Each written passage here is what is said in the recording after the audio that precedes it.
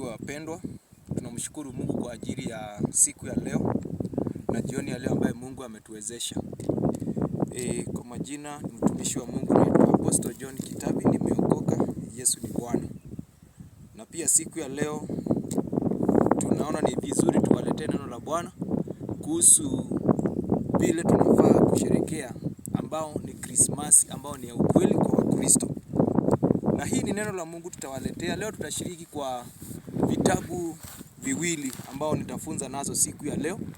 Na tutaenda kujifunza, kitabu nitaanza nacho ni kitabu cha Luka, ambaye Luka ni mmoja wetu ambao katika Agano Jipya aliweza kurekodi kuhusu kuzaliwa kwa Kristo. Na ikaweza kuwa bibiliko ambao aliweza kuelezea vizuri sana vile Yesu Kristo ujumbe wake ulikuja na ni nani ambao aliyemleta katika dunia hii kwa ishara na muonekano wa mwanadamu. Kwa hivyo ninaposoma kitabu hiki ningependa ukakuwe tayari sana na kusikiza neno la Mungu, kwa sababu ni muhimu sana kujua. Mimi kama Mkristo ninasikia neno la Mungu, na kwa nini Kristo akazaliwa siku kama hii na ikasemekana ndiye siku alizaliwa. Lakini tukitafuta katika historia ya Biblia, hakuna siku hata moja tumeambiwa Yesu Kristo alizaliwa tarehe fulani, mwezi fulani. Lakini siku ya leo, ile kitu tunaamini kama Wakristo ni kujua ya kwamba Yesu kuna siku moja alizaliwa. Na hiyo ndiye kitu ambayo tunao sisi kama Wakristo. Na siku ya leo hiki kitabu cha Luka kitatufunza maneno mengi sana kuhusu kuzaliwa kwa Kristo. Na ninaenda kusoma kitabu hiki kwa uwezo wa Mwenyezi Mungu, ili kila mmoja ujumbe huu ukamfikie na akaweze kuelewa. Kama Mkristo ukaelewe ni sherehe gani ambao ninafaa kusherehekea. Na ninafaa kusherehekea kwa njia gani? Kwa sababu kuna sherehe unaweza sherehekea upate umesherehekea kama mtu wa dunia, lakini hujasherehekea kama Mkristo. Lakini siku ya leo ninaenda kufunza na hizi vitabu viwili, na kitabu cha pili nitakuonyesha, tutaingia pale na tutaweza kukichambua zaidi. Nasoma maandiko matakatifu kwa lugha ya Kiingereza na najua kila mmoja ataweza kubarikiwa. Maandiko yanasema hivi katika kitabu cha Luka, ukurasa ni wa 2, nitasoma mstari wa 8 kufika 20. Na najua kwamba kila mtu ataelewa. Neno la Mungu linasema hivi: And there were shepherds living out in the field nearby, keeping watching over their flocks at night. Tunaona mstari wa 8 unatufunza ya kwamba kulikuwa na wachungaji waliokuwa wanachunga kondoo. Mahali ambapo walikuwa wanachunga kondoo, kuna malaika wa Mungu aliweza kuwatokezea. Aliwaambia nini? Mstari wa 9, And the angels of the Lord appeared to them, and the glory of the Lord shone around them, and they were terrified. Yani wakapatwa na mshtuko mkubwa wakati malaika aliweza kuwatokezea. Na tunaona neno linaposema ya kwamba walipatwa na mshtuko, ni kwa sababu neema ya Mungu na utukufu wa Mungu umekuwa katika hali ambayo sio ya kawaida. Waliweza kupatwa na mshtuko. Mstari wa 10 unasema hivi: But the angels said to them, malaika akasema, Do not be afraid, usikue muoga. I bring you good news of great joy that will be for all the people. Nimeleta habari njema kwenu ambaye mtaihubiria mataifa yote. Bwana apewe sifa. Hiyo ni neno la Bwana. Kwa hivyo tunaona ya kwamba habari ya Kristo kufika mstari wa 10 inatuonyesha kwamba ililetwa na malaika, na kulikuwa na wachungaji walikuwa wanachunga kondoo. Na hao wachungaji waliweza kupokea habari hii. Ndiye malaika anamwambia msiogope. 11, Today in the town of David a savior has been born to you. He is Christ the Lord. Katika mji wa Daudi kutazaliwa mkombozi ambaye ni Kristo mwana wa Mungu. This will be a sign to you. Hii itakuwa alama kwako. You will find a baby wrapped in cloths and laying in a manger. Bwana asifiwe. Wakaambiwa waende pale katika mji wa Daudi, wataweza kumpata mtoto ambaye ako pale katika hori la ng'ombe, ambaye amefungwa vizuri kama mtoto mdogo vile anafungwa vizuri. Na wakimpata pale watafanya nini? Suddenly a great company of the heavenly host appeared with the angels, praising God and saying, kundi kubwa la malaika likatokea mbinguni ambao walikuwa wametokezea kwao wakimsibu Bwana wakisema nini? Glory to God in the highest, and on the earth peace to men on whom his favor rest. Bwana asifiwe. Walikuwa wanaimba na kusema amani, wakasema upendo, wakasema tumsifu huyu kwa sababu amefanya mambo makubwa. Huyo ni Mungu na malaika walikuwa wanamsifu.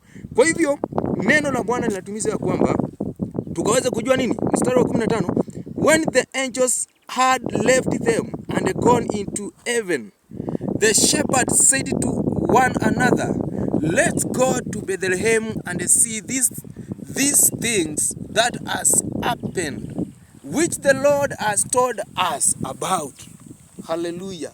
Hii kundi liliweza kufanya nini? Liliweza kuachana na wao na likarejea kupaa kwenda mbinguni. Na ndio wakasema ya kwamba wacha tuende tukajue ni nini ambao hii imefanyika katika mji wa Bethlehem, which the Lord has told us about, ambao Yesu Kristo alituelezea kuihusu. So they hurried off and found Mary and Joseph and the baby whom was laying in the manger.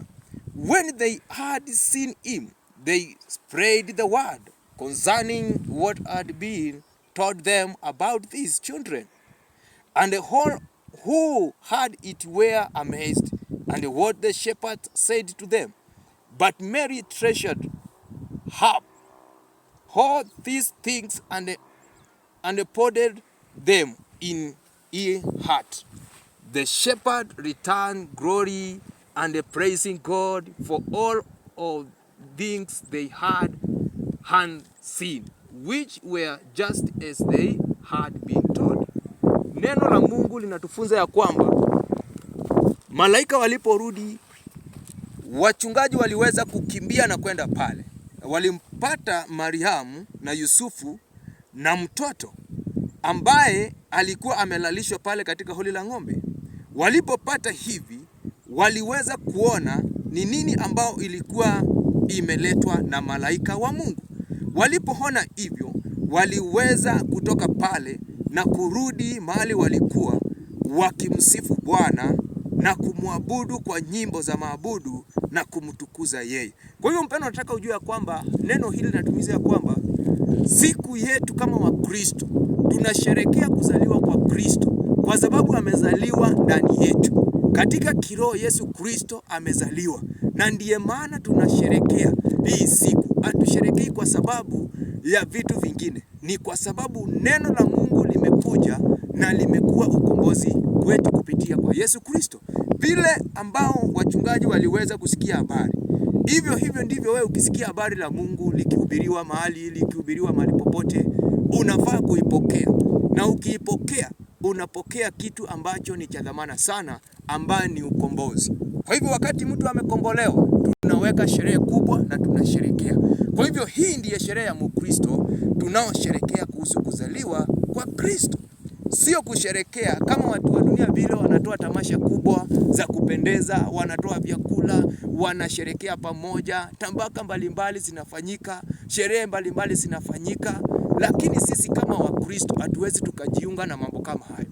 Lakini kama sisi ni Wakristo, tutajiunga na neno la Mungu na kulihubiri duniani kote. Sisi wachungaji tutahubiri neno la Mungu ifikie mataifa, na ikifikia mataifa, watu wakiokoka, kuzaliwa kwa Kristo kunazaliwa kwa wale watu wamempokea yeye Kristo kama mwokozi wa maisha yao.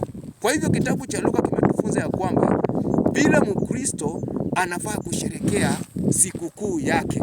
Yaani hii ni ile Christmas ya ukweli, bila Mkristo anafaa kusherehekea. Sasa tunataka tutoke hapo, tutaingia katika sikukuu ambaye inasherekewa na watu wa dunia ambao wanasherehekea kiudunia. Sasa tukitoka hapo, tutaenda mahali kitabu cha Yeremia, tutaenda Yeremia, ambao Yeremia anatufunza na anatuonyesha hii neno Christmas sasa mahali ilitoka. Na wale watu walikuja na hii neno ya Christmas ni watu ambao walikuwa ni watu ambao hawamjui Yesu Kristo ama hawamjui Mungu. Yaani wale wanaita kwa Kiingereza ambao ni watu wale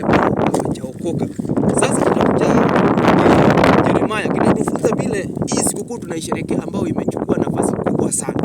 Na watu wanapendezwa sana wanaposikia siku ya Christmas inafika. Watu wanafurahi sana kwenda kupanga mipango ya kusherehekea.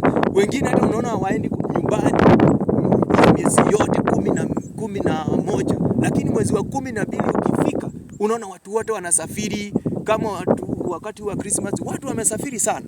Na hivyo ndivyo tunaona ya kwamba kweli watu wa dunia wanaivalue sana kuliko wa Kristo, kwa sababu kama siku ya jana nilikuwa nikitembea mahali, ninaona madhehebu mengi yamefungwa na watu wameenda kusherehekea Christmas. Kwa hivyo pia wa Kristo wamepata mwanguko mkubwa, kwa sababu siku ya kesho ni katikati ya wiki ambao wa Kristo na wao wangekuwa wanajiunganisha na madhehebu tofauti kusherehekea siku ya kuzaliwa kwa Yesu Kristo, ambao hiyo siku haijatajwa, lakini kiroho tunasherehekea hiyo sikukuu kama wa Kristo, tukijua Kristo alizaliwa ndani yetu wakati tulikombolewa na wakati ametutendea mambo makubwa. Wakati mimi nilikuwa mgonjwa na nikaponywa, hiyo ni sherehe ambayo ninasherehekea. Kristo alizaliwa ndani yetu kwa sababu alipozaliwa nilipona. Wakati mwingine nimekuwa katika mambo magumu sana ambao siwezi nikajitoa. Sasa mambo yale yakipita na Mungu akiniokoa, hiyo ndiyo siku yangu ya kusherehekea kama Mkristo. Lakini siku ya leo tunaona tukiangalia katika nchi mingi sana zinasherehekea siku ya Disemba tarehe 25. Hapo ndipo tunaona mwezi wa 12, tunaona watu wanasherehekea sana. Maofisi mengi ya serikali yanafungwa kwa ajili ya kwenda kusherehekea Christmas. Lakini je, swali ni hili, sasa tukisherehekea Christmas hivyo sisi kama Wakristo, kweli tutampendeza Mungu? Mungu atajitukuza kwetu? Kwa hivyo sasa kitabu hiki cha Yeremia nitakusomea tu na utajua ya kwamba kweli Christmas inasherekewa sehemu mbili. Kuna sehemu ya Wakristo na kuna sehemu ya watu wa dunia. Watu wa dunia ndio hao tunawaita pagans people, ambao ni watu wale ambao hawajampokea Kristo.